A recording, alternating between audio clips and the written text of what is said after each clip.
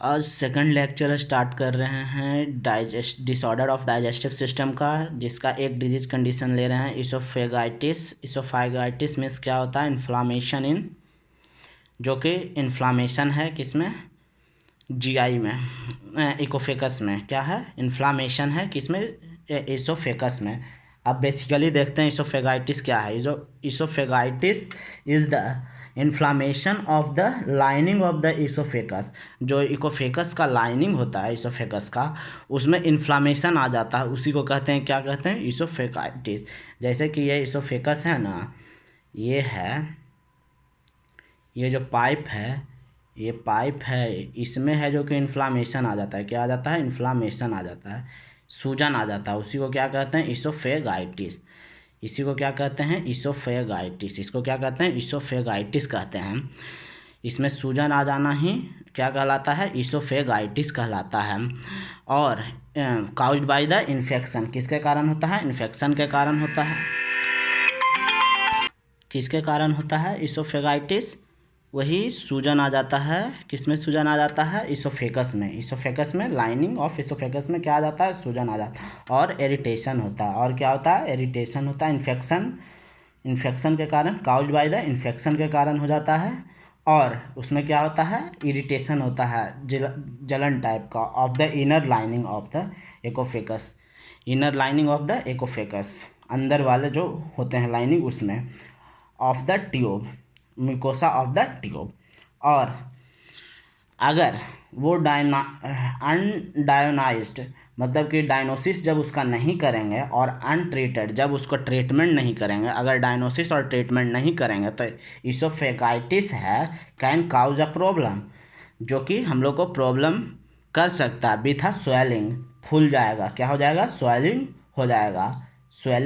Swelling मतलब कि निगलने में, मतलब कि जो अंदर जो फूड लेते हैं, स्वेलिंग करते हैं, उसमें निगलने में प्रॉब्लम आ जाएगा। फिर अल्सर हो सकता है, जो कि अल्सर एक मतलब कि है जो कि घाव टाइप का बन सकता है।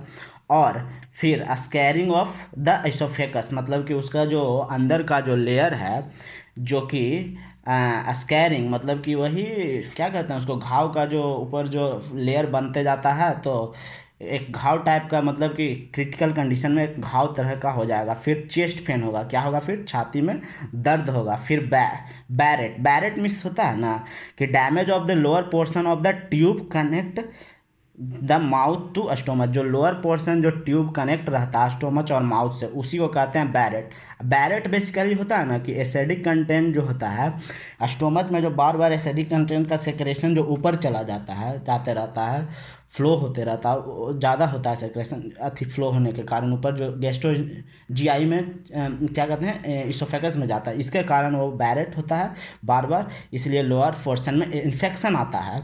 प्रिसिक्यूअर एंड इसोफेकस मतलब अगर इसका प्रिसिक्यूअर नहीं लेंगे तो इसोफेकस कैंसर हो सकता है। ये क्या हो सकता है? कैंसर में कन्वर्ट हो सकता है। अगर इसका प्रिकॉशन ना लें तो फिर बाद में ये क्या चीज़ में कन्वर्ट हो सकता है? कैंसर में कन्वर्ट हो जाता है। बेसिकली हम ये 4 टाइप का होता है। कितने टाइप के होते हैं?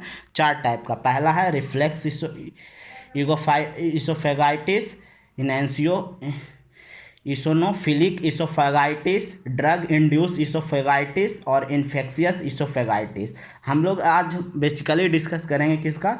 रिफ्लेक्स इसोफेगाइटिस क्या होता है। रिफ्लेक्स इसोफेगाइटिस क्या होता है देखते हैं हम लोग। देख रहे हैं इस डायग्राम के माध्यम से कि रिफ्लेक्स इसोफेगाइटिस क्या होता है। रिफ्लेक्स इसोफेगाइटिस में होता है ना क्या, जो एसिडिक कंटेंट है स्टोमच में, जो एसिडिक कंटेंट्स है, देखिए नॉर्मल में जो है, जो कि हेल्दी जो होता है, हेल्दी स्टोमच होता है, उसमें जो नॉर्मली होता है, जो एसिडिक का अंदर ही रहता है।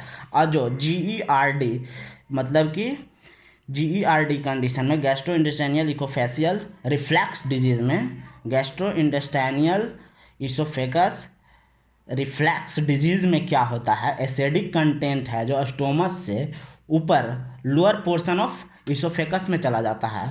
मतलब कि स्टोमच से lower portion of oesophagus sphincter closely नहीं हो पाता है, स्पिंचर है जो कि नहीं पूरी तरह से होता है, इसलिए वो एसिडिक कंटेंट है जो कि ऊपर चला जाता है। इसके कारण इसके कारण है जो कि इन्फ्लामेशन और अथी होता है, GERD डिजीज हो जाता है। वही देखिए इसमें यही बताया गया कि एसिडिक रिफ्लेक्स कहाँ जा रहा है, ऊपर जा रहा है। इसी का जो पोर्शन का जो हम लेके बताएं यहाँ पे जूम करके कि हाँ यहाँ पे क्या देखिए ये है जो कि ऊपर की ओर जा रहा है।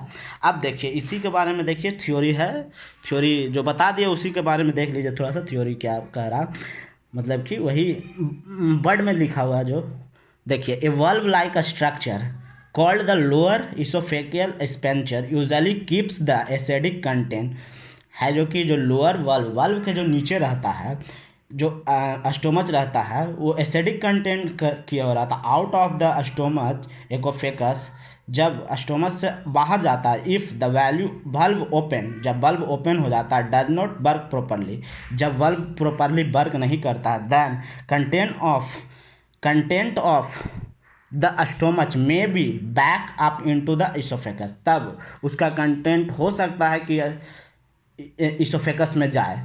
अगर वो प्रॉपरली वर्क नहीं करता है तो उसका कंटेंट हो सकता है कि वो इसोफेकस में जाए।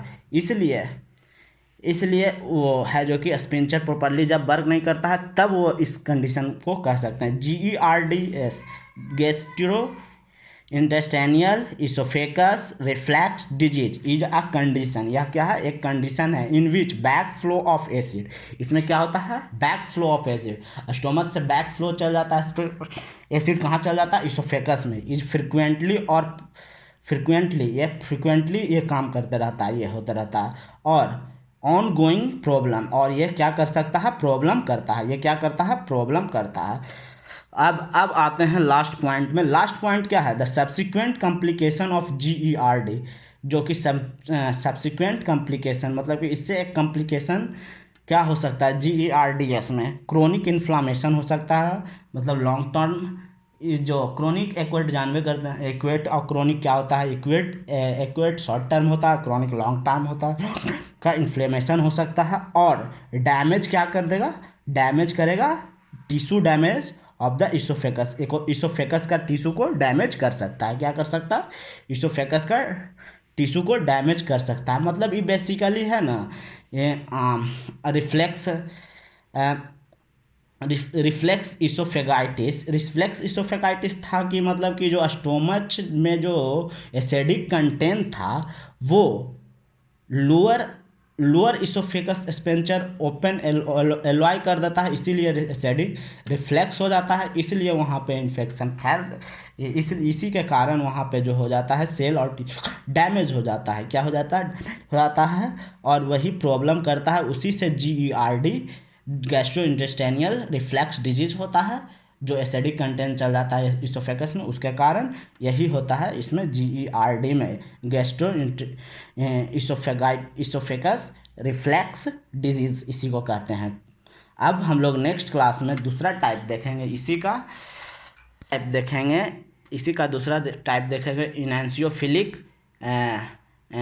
इसोफेगाइटिस, फिर हो गया इंड्यूस इसोफेगाइटिस, फिर हो गया फिर एक जो कि इन्फेक्शियस इसोफेगाइटिस। पहला क्या देख लिया रिफ्लेक्स इसोफेगाइटिस, दूसरा था दूसरा है जो कि ड्रग इंड्यूस इसोफेगाइटिस, तीसरा है जो लास्ट है जो कि इन्फेक्शियस इसोफेगाइटिस। यही सब देखेंगे अगले क्लास में, नेक्स्ट क्लास में यही नेक्स्ट टॉपिक होगा हम लोग का जो हम लोग का टॉपिक होगा eosinophilic oesophagitis. Thank you for my channel. Okay.